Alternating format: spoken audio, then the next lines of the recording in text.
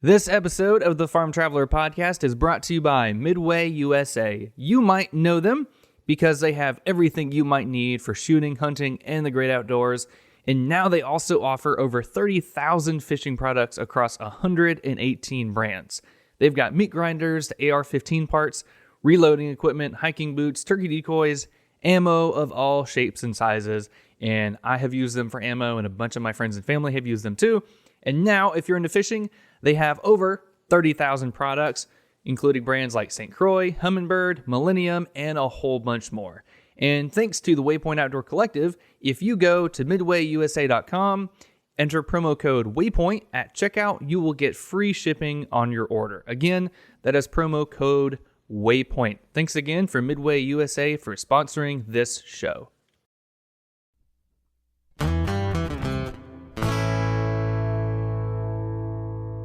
You know, there's a reason why, and some farms don't have to separate their calves from their cows. You know, whatever works for each farm is great. That's what I really like about agriculture is nothing's the same from farm to farm. Everyone does, you know, what works for them, which is awesome.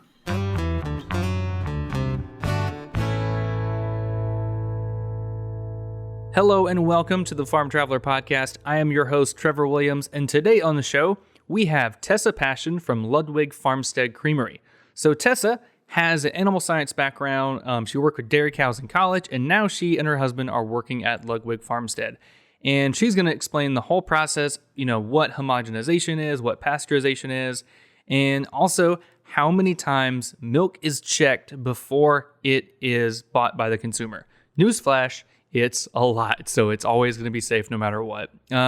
She's going to tell us kind of all that goes into them producing milk, making cheeses and stuff like that, and also a lot of misconceptions in the dairy industry. And you know, it's 2020. You've heard this a time or two on the podcast. A whole bunch of different dairies and farming operations are being impacted by COVID, and Ludwig Farmstead is the same. They're struggling with COVID. And Tessa's going to talk to us today about how they are switching their products from going directly to restaurants to grocery stores and what all that entails. And also, it's something that, you know, a lot of consumers have questions about. Why do dairy people separate the calves from the moms? Well, there's a lot of research and a lot of reasons why, and Tessa is going to explain that. So I really hope you enjoy this episode. It's got a lot of great nuggets of wisdom about dairy and cheese, and also show cows, which is really neat. I never showed cows or anything, but it seems really, really neat. And also, this is super, super exciting. If you have ever wanted a Farm Traveler t-shirt, you might get one very, very soon. So we actually did a first run of 20 Farm Traveler t-shirts from going to my friends and family to see how they would sell. And we wound up selling like 18 shirts in a couple of days. So they're going to be here in a couple of days, and then I will give them out to the people that bought them. And if you're one of those 18 people, thank you so much for buying a shirt. I can't wait to see all the places you go in them, and we'll try to do some contests to where you show me where you're wearing your shirt and stuff like that. We're going to do a second run, which I have to talk to my accountant, aka the wife, and see how many we might get in our second run. We might get 50, we might get 100. We will see. If you want a shirt, if you might be interested in getting a shirt on the second run, let me know. Go to our Instagram page, which is just farm_traveler, or it's also linked in the description of this podcast. Message me. Tell me you want one. Tell me how you want 1 or 5 or 20 or whatever. Or email me at farmtravelerseries@gmail.com, and those will be coming out very soon. Super exciting, and thank you again to all those people that got one for this first run. So on with the show. This is episode 78 with Tessa, talking all things dairy. Hope you enjoy it. Welcome to the Farm Traveler Podcast, Tessa Pacion. How are you doing? I'm great, thank you. How are you? I'm doing good. I am excited to talk with you. It's always really cool to have dairy farmers on the show. I'm always wanting to learn more about dairy. So tell us a little bit about yourself, kind of how you got started with the dairy and kind of what you're up to. So I originally went to, well, I guess we could backtrack a little bit. I grew up in the suburbs of Chicago, so not many dairy farms around in that area. My uncle had a dairy farm up in Wisconsin, about an hour north of Green Bay while I was growing up. So I kind of got my feet wet in the dairy industry there, fell in love with cows. And I went to the University of Illinois with majored in a degree in animal science. So while I was there, I worked at the university dairy. And then I picked up another job working over at Ludwig Farms, which is more of like a show cow farm compared to just a commercial farm. And then I've just been here ever since. My husband and I had the opportunity to take over management of the dairy and creamery about 2 years ago now, and that's what we've been doing. That's super cool. That sounds neat. So, I mean, it sounds like you have an animal science background, so you're probably an expert when it comes to animals and animal health. Is that right? Not an expert. I'm learning. I learn every day. But Yeah, I'm sure it's an ongoing process. yes, that is true. That's cool. So looking at you guys' Instagram, and it's so cool. You share so many pictures of like really cute calves and cows. It's so funny. So Thank you. it looks like you guys are predominantly Holsteins, like the famous black and white cows. Is that right? Yes, we are about 95% black and white Holsteins. We have a few red and white Holsteins, but yes, just Holsteins for now, at least. Gotcha. So what is the whole milking process like for you guys? I mean, like how many head of cattle do you have? What's the whole milking time frame like? I mean, I know a lot of people, it's like 3 to 4 times a day. So what's your average kind of milking day like? We milk twice a day, so 5:30 a.m., 5:30 p.m. All of our milk goes straight into cheese production. So we don't bring any outside milk in, and we just keep everything on the farm. So we luckily don't need necessarily that many cattle to produce what we need for cheese, because our herd average is just around 80 pounds of milk a day per cow. So right now we're milking 20 cows, and that is sustaining us at the creamery for now. If things ever were to change over there, we could buy a couple more cows or something like that. But right now we're in the sweet spot for what we need to do to make cheese. Okay, awesome. So going off of that a little bit, can you kind of explain what exactly homogenization and pasteurization are? I know one mixes it with like the solids and the fats in the milk, and the other one kills off any harmful things. So how exactly do those processes kind of make milk a little bit kind of safer for consumers to drink? Well, yeah, that is a good question. So homogenizing, everything is kind of like you were saying is, you're reducing the fat and everything like that, and the cream rises, and that's separating everything. It's, the cream from the top, which everyone typically thinks of when they think of, fresh farm milk and whatnot. And that's all under like a high pressure type of a situation. Pasteurizing, you heat everything up to a certain temperature, usually to around like 145 degrees for a certain amount of time. Things are all different now with ultra pasteurized, flash pasteurized, and even some companies are taking lactose out of their milk, and that's a whole different process that I'm not that well versed in. But what it comes down to is any product that you see on the shelf in the store is safe, depending on whatever process they use, whether pasteurized, ultra pasteurized, homogenized, all that type of a thing. Right. So with us at the creamery, we actually have 3 raw milk cheeses. So they actually do not get pasteurized at all. And the rule that we follow, according to the FDA, is those cheeses have to be aged at least 60 days. We age one of ours, our most popular selling one, Kickapoo, is a raw milk cheese, and we age that one for a minimum of 8 months. So it just kind of all depends what the end product you're looking for. And, that determines the process that you take to get there, I guess. Gotcha. Yeah, that's a very good point. So I've interviewed a bunch of dairies and one from England, and they actually don't, apparently, it's super common that they don't homogenize the milk over in England. And so they have, unhomogenized milk, so it eventually separates. You got the fats on top and the rest on the bottom. And I was like, oh, that's different. And they're like, yeah, we love it. We don't like what you Americans drink. And I was like, oh, well, it's vice versa. Like, I don't know of any person here in the U.S. that doesn't drink unhomogenized milk. So that's funny. Yeah, I know raw milk is starting to kind of pick up in popularity, which if it did, then you would definitely have that thick layer of cream on the top, especially if you're milking like Jerseys or something like that, that's known for more of a butterfat content than Holsteins.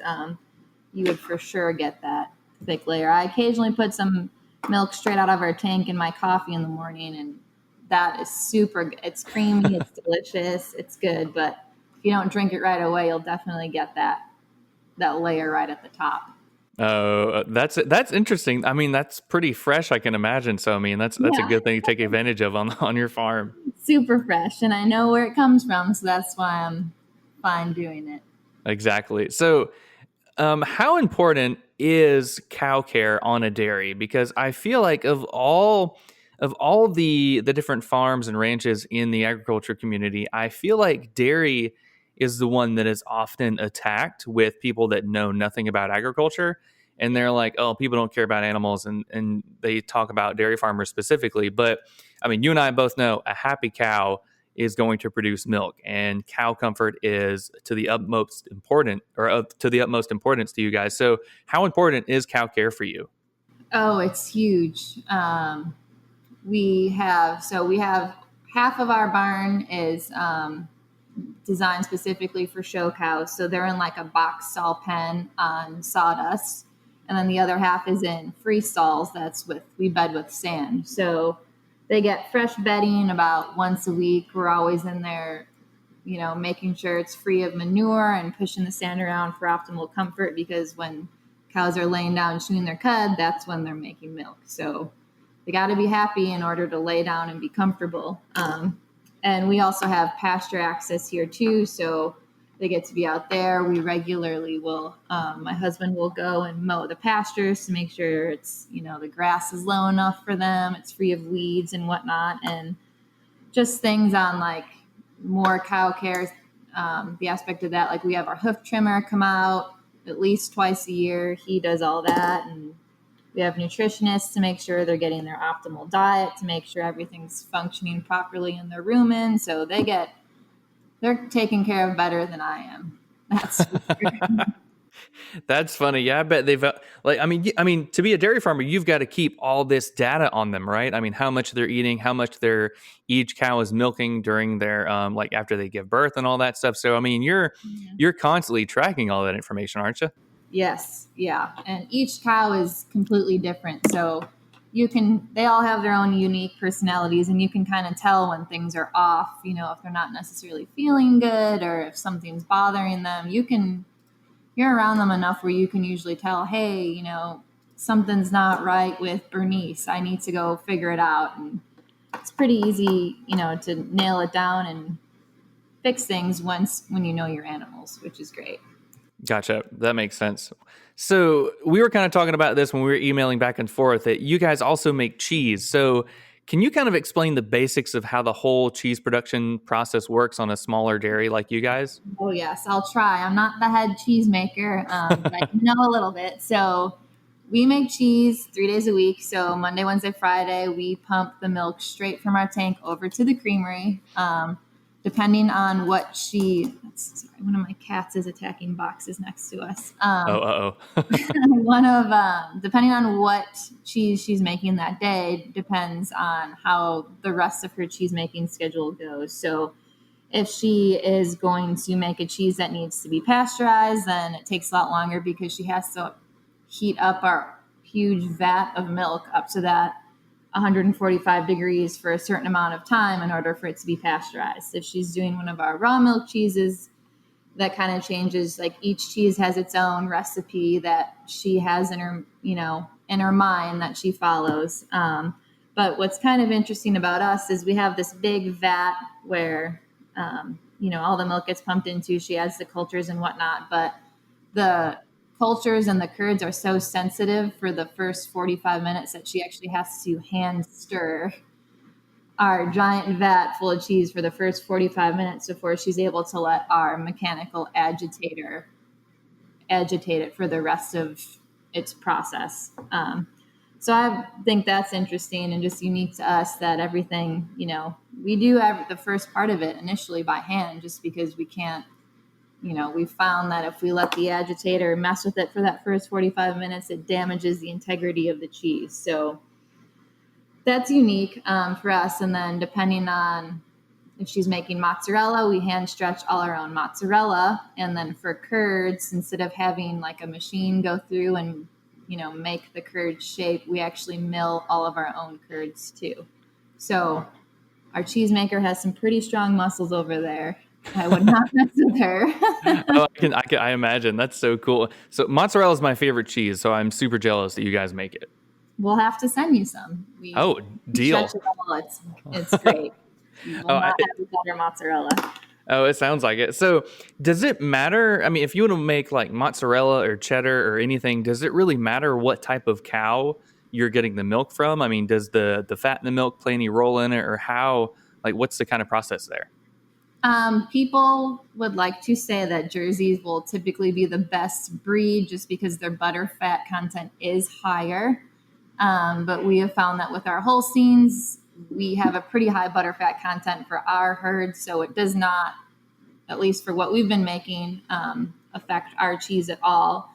But there are a bunch of different creameries out there that make seasonal cheeses depending on when the cows get let out to pasture. And there's one creamery that I cannot think of the name of it, but they only release a certain amount. They can only make a certain amount. It's that first couple of weeks the cows are out on pasture that you can kind of taste the difference in the cheese just because the content of the milk changes from being inside for the winter and then being able to graze outside on the pasture for the spring. So it's pretty interesting that some places can nail down, certain cheeses depending on the cow's diet for that time of year. But we do not do anything like that. So I guess to answer your question, yes, some creameries probably rely more on higher butter fats and whatnot. But our cows are fine for what we produce. Gotcha. I mean, it just sounds like no matter what dairy and no matter what cheese, it's always going to taste a little bit different. And so every cow is going to bring like their own unique kind of flavor and taste of that cheese or to that milk. So that's really neat. So I know that, so on a dairy, you guys collect the milk, you said twice a day from the cows. It goes in a big tank and then it's stored there basically until it's picked up by whoever processes it. Is that right?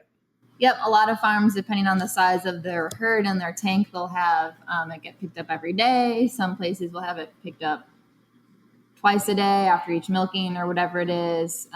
It just kind of depends on the size of your farm, the size of your bulk tank, and just who hauls milk for you, or I guess what you do with it in the long run.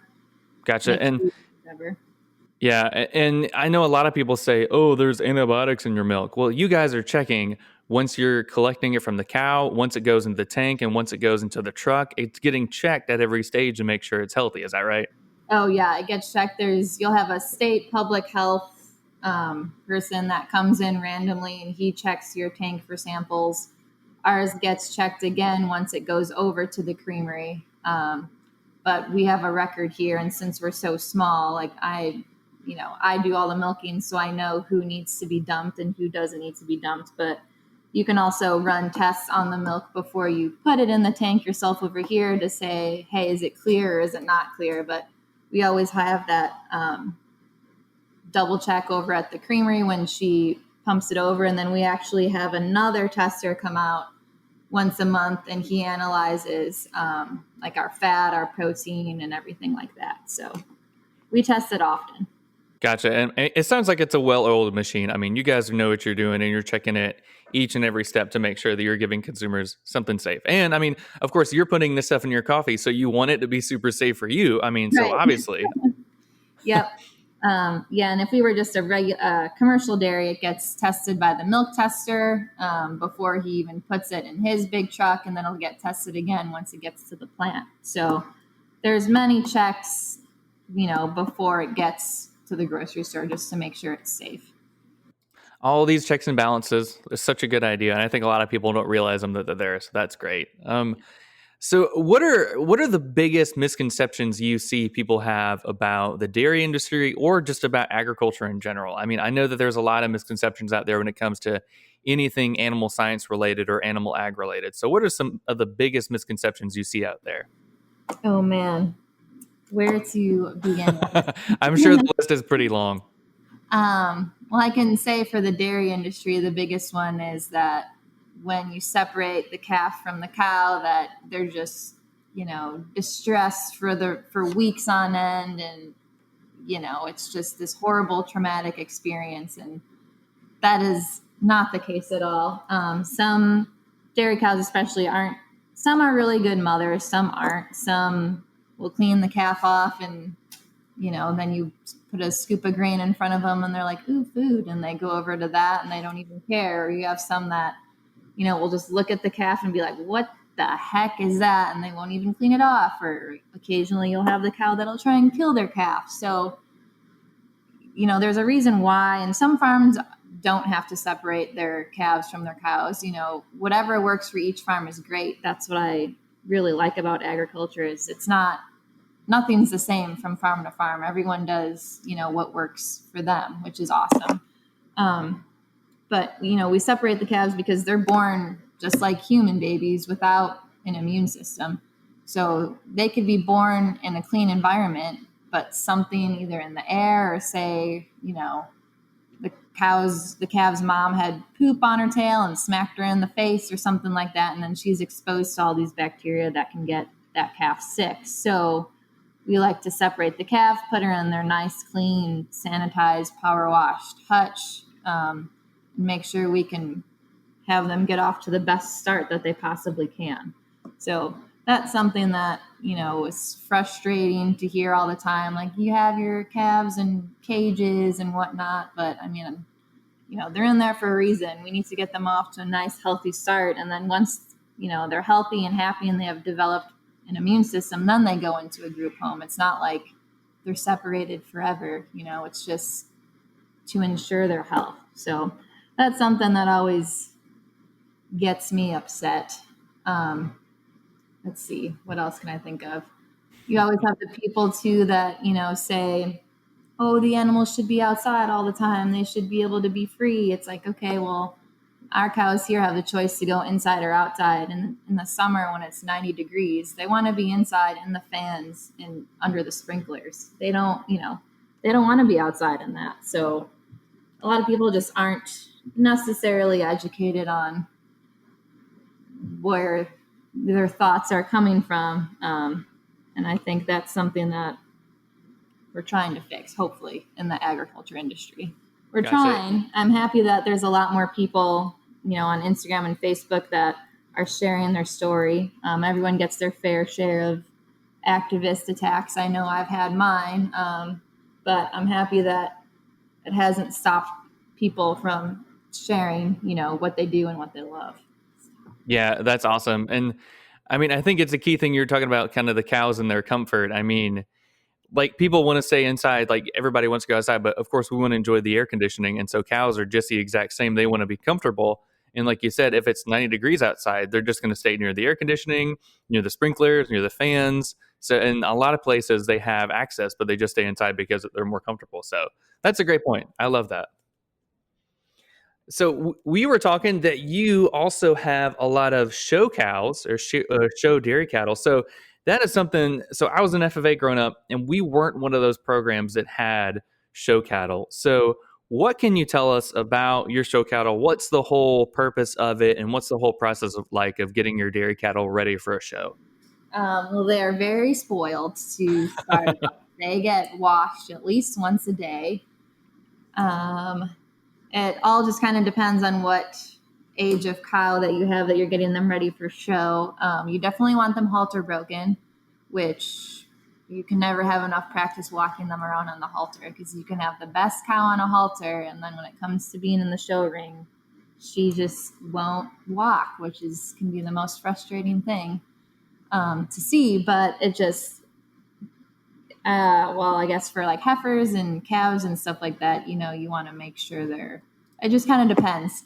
It's a long process. You always want to make sure they're looking good, healthy, just kind of basic things like that. But just being able to walk them on a halter is huge for being in the show ring. You could have the best looking cow out there, but if she can't walk on a halter and, have them set up how they need to be set up to be judged, you're not going to get anything. So it takes a lot of patience and care to get them ready. We actually, some of our ladies are leaving to go to the show in Ohio this coming week. So it's been a lot of washing them every day, walking them on halters just to make sure they're ready to go. And it takes a lot of work, but it's worth it.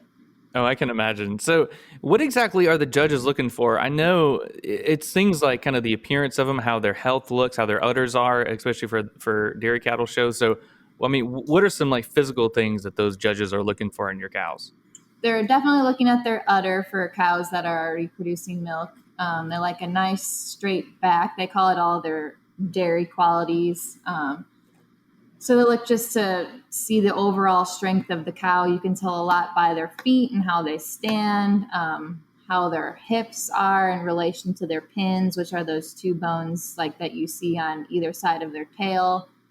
You want to look at how they stand. Is it, do they stand kind of crooked? Are they straight? How they hold their head up? How people will call it their fill, like how they look with their rib cage and the depth of them. And everything is broken down. Each aspect of the cow is broken down, which is crazy. It's cool, but it's definitely, I wouldn't say it's a beauty contest, but it is. I have some of my favorite cows here, like Bernice, for example. She is a great producer. She's, 110, 120 pounds a day, but she has a very thick neck. So she is not considered a show cow. She's just one of our, good, solid cows here. That's a good producer, but she would never make it into the show ring. She's got a lot of neck skin. She's not the prettiest in that sense. Oh, she's pretty in her own terms. She is pretty in her own terms, but not in the show world, at least. Yeah. So I've seen a lot of pictures of people share, and I mean, like consumers, and they don't know that it's a dairy show cow, and they point out and say, "Oh, this cow looks malnourished." You can see their hip bones poking out, like you're saying, their pine bones or their pin bones. Well, that's like with a dairy cow, you want all the weight in their udders, and so. I mean, and obviously to produce milk, you've got to be well fed. And so these cows aren't starving in any way, shape, or form. They are totally healthy. It's just that that's kind of just the way dairy cows are, right? Right. Yeah, that's another good point to bring up. I have a lot of people that will say, "Oh my gosh, I can see the ribs and I can see that." It's like, well, that's how dairy cows are. Like, they're not beef cows.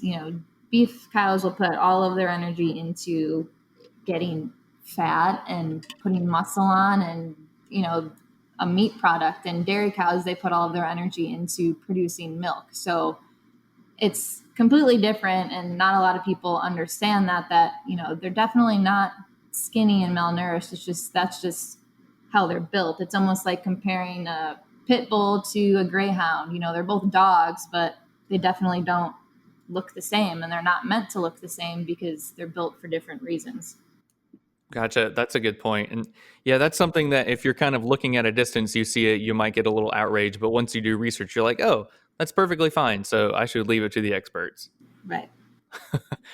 That's awesome. Well, this is cool, or this has been cool learning about your creamery. I mean, do you guys have any big plans for the next 5, 10 years for you guys, or are y'all kind of hoping to maintain and produce a lot more milk and a lot more cheese?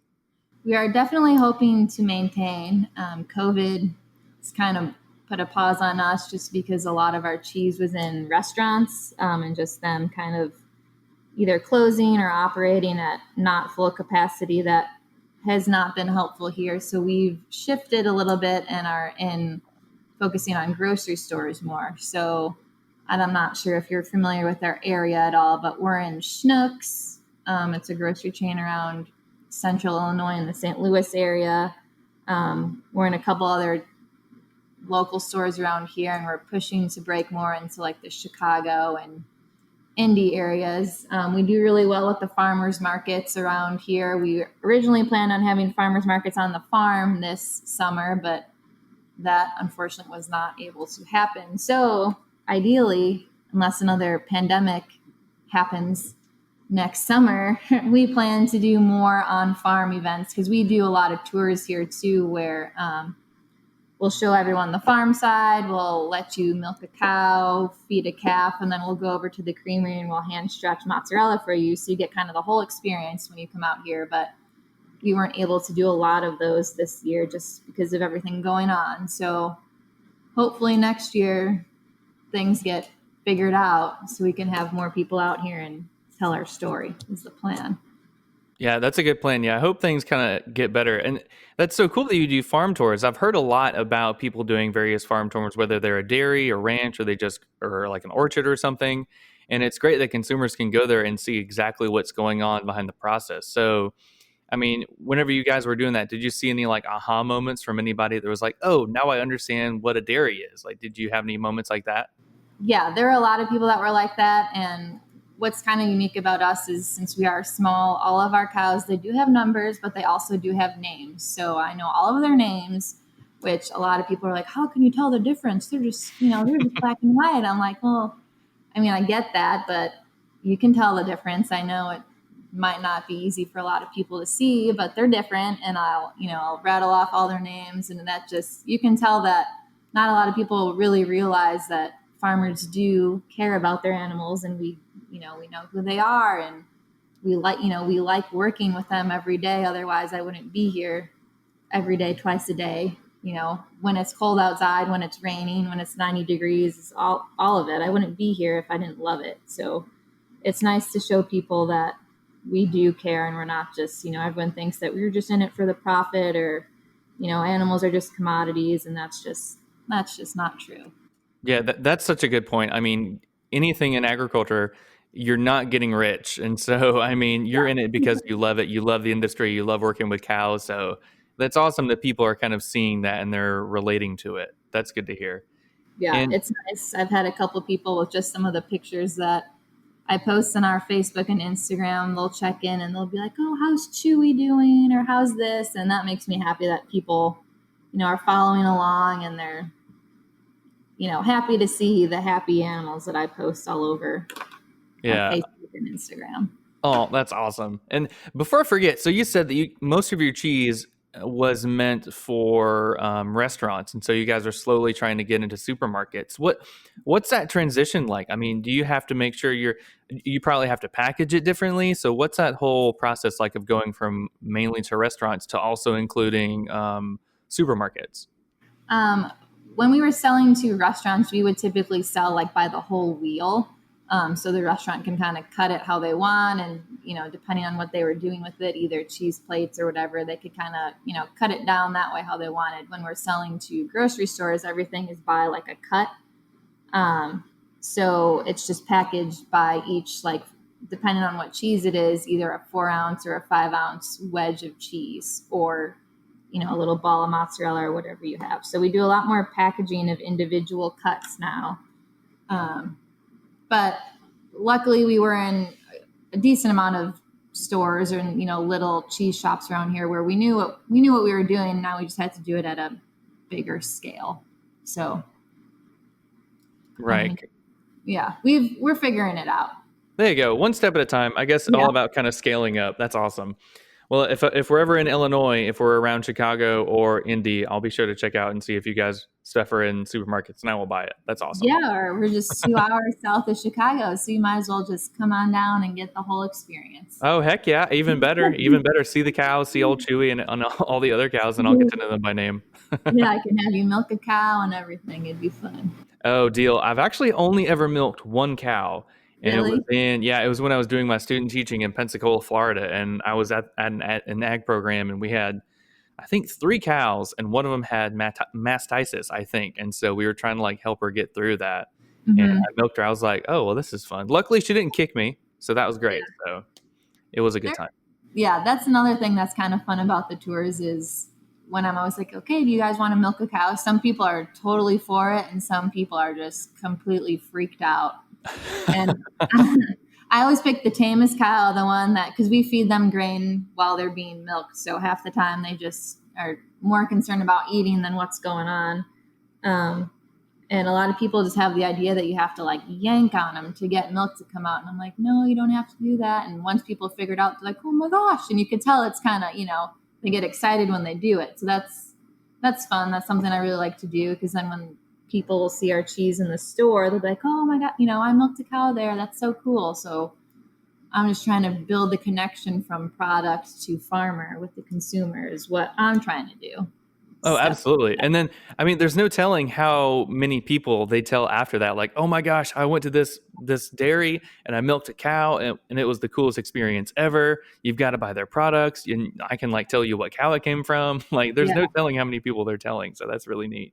Yeah, word of mouth is huge. And that's what really sucked about this year is just we had some pretty good momentum with tours and everything going on that we were excited to start having farmers markets here just because, I mean, I'm pointing outside, but you can't see what I'm pointing at. But we have like a perfect setup along our pasture where all the other vendors could be and the cows would be in the background. And usually if there's something going on the farm, the cows, they're like curious dogs. They'll come out and they'll look and they'll see what's going on. So it would have been really unique to have, a farmer's market here, the cows that make the cheese just kind of hanging out and looking at you. But that's for 2021.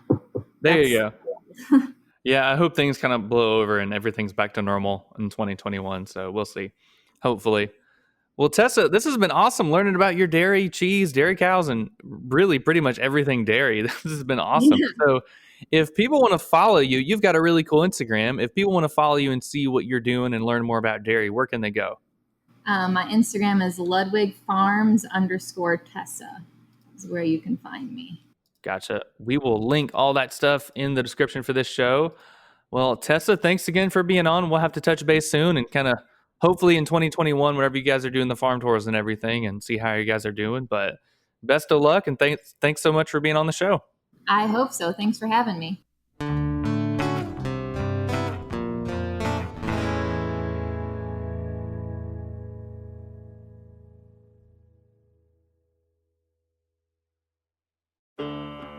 All right, do you want the good news or the bad news first? I know, always lead with the bad news. Okay, the bad news is the episode of this podcast that you love, it's over. Yeah, I'm sorry, it's over. Don't you hate that feeling when you finish the latest episode of your favorite podcast and then you don't know what to listen to? Well, I got a show that you should check out. It's called Homesteady, and it's hosted by me, Aust. I live on a homestead with my family, and we live off the land. We grow our own food in our gardens. We're going cherry picking today. Grab your bucket, get in the car. We raise livestock for meat and milk. This week on Homesteady, the pigs are arriving. We hunt, we fish. I was almost done hunting. I was just sitting there thinking about climbing down. I looked, twig snapped, took a peek. Oh man, big buck, big buck. Got the camera ready. Wow! Oh, bud! That's the biggest trout we ever got! If you want to lead a life that's a little bit more self-sufficient, a little bit more sustainable, check out the Homesteady podcast. You'll hear our stories and hopefully be inspired to start some of your own. Homesteady releases a podcast every single week for you to enjoy an adventure in the outdoors. And this show is just one of the fantastic shows that make up the Waypoint Outdoor Collective, the podcast network for outdoorsmen. Click the link in the description below to go to Waypoint Outdoor Collective, download Homesteady, and check out some of the other fantastic podcasts while you're waiting for the latest episode of your favorite one that just finished.